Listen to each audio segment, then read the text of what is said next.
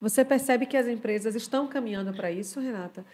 Que empresas, que setores do mercado, né, do mundo corporativo já têm essa consciência? Em quais segmentos você entende que essa consciência está muito distante? Porque não adianta a gente avançar na nossa conversa de pensar, qualificar, pensar preparar o ambiente, pensar recrutar e selecionar adequadamente. E onde é que você entende que estão os maiores desafios enquanto segmento de mercado? Bom, eu sou uma entusiasta do esperançar. Coloquei isso como como uma referência. E ultimamente eu tenho reforçado isso. Na última semana, eu estive em 3 eventos muito bacanas, todos falando de ESG. Ok. E colocando o posicionamento das organizações sobre eles, sobre essa pauta. Então, sim, tem muita gente fazendo muita coisa muito legal. Legal. Uma coisa que é importante para a gente enxergar é que você só identifica, repare, uma coisa muito óbvia, você compra um carro novo, você começa a achar nos lugares vários carros iguais ao seu. Que até então eu não tinha visto. Você sabe quando eu vi isso também? Na gravidez. Até eu engravidar, eu não ficava vendo mulher grávida. Depois tanto. Parecia que estava todo mundo para ter neném. Todo mundo lá. Toda hora que eu passava lá, eu tinha uma mulher grávida. Pronto. É sobre isso. É muito Quando a gente começa a reconhecer determinadas pautas, você olha para o lado, você vê quanta gente está fazendo. Então, a gente falou anteriormente, né, desse nosso bate-papo, falando sobre São Paulo. Eu falo que São Paulo tem tudo de bom e ruim que tem no mundo. E aí você vai olhar para onde, que caminho você quer trilhar, que lugar eu quero estar. Quem são as pessoas com quem eu quero andar, né? Então, falar sobre esse lugar das organizações é você identificar que existe uma pauta de mercado hoje. Falar sobre ESG é uma pauta que não é de agora. Agora tem tomado esse vulto, esse tamanho, né? Essa visibilidade, mas isso é uma coisa que vem acontecendo desde 2000. Falar de ambiente, falar de governança e falar das práticas adequadas na gestão de pessoas não tem nada de novo nisso. Não. Né? Não. Talvez o tema ambiental clame por uma questão de sobrevivência, né? Um olhar diferente, mas a gente já fala, se você pensar que em 1900 começaram a se mover os primeiros movimentos para a gestão de pessoas estruturado, a gente está falando de 2 continhas aí de 100 anos. Sim, né? sim.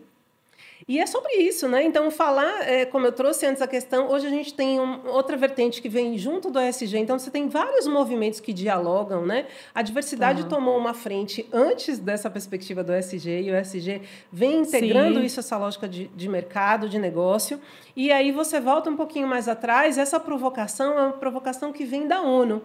Então, a Organização das Nações Unidas, que ver esse cenário global, mundial, a tendência do que as coisas estão acontecendo. Você trouxe a questão ambiental, então essa é uma pauta muito importante. E aí quero remeter a este lugar também. Eu assisti 2 filmes que marcaram muito a minha vida e o meu lugar de consciência e de olhar das coisas.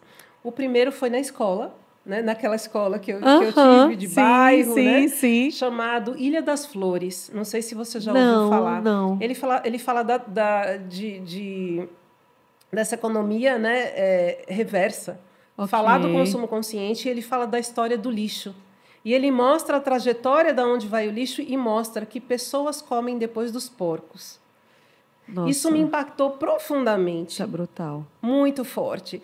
E aí eu me dei conta que existe uma questão aí, da onde tem essa linha de consumo, de produção.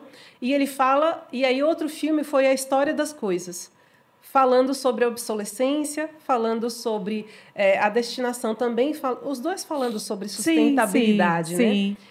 E aí a gente começa a falar de sustentabilidade, então a gente falando de novo de um modelo socioeconômico que produz, que retira do ambiente, retira das pessoas, faz uso deste recurso humano e de material, né, para que a gente possa trazer o lucro.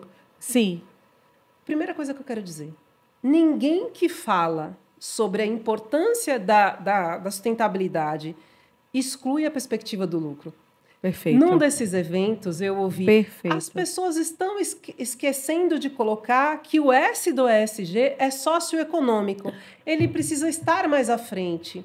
E eu falei, não, ele não precisa, porque ele é sine qua non. Claro. O dinheiro faz parte do sistema, o dinheiro é maravilhoso, o dinheiro é ótimo. Exatamente. A gente não recrimina o dinheiro, e muito menos o lucro. A questão do que está sendo provocado é o como. É como é fazer a forma, esse lucro exatamente. acontecer. Então, lá a ONU, né, Kofi Annan chama o sistema financeiro e começa a fazer uma provocação. Do jeito que está, não dá.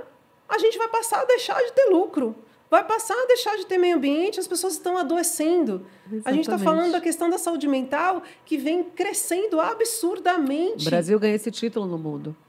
Exatamente. Do país com o maior índice de depressão. É e não é à toa. Isso. Qual é a nossa disparidade da desigualdade social? Repare o quanto isso está conectado a essa disparidade. Né?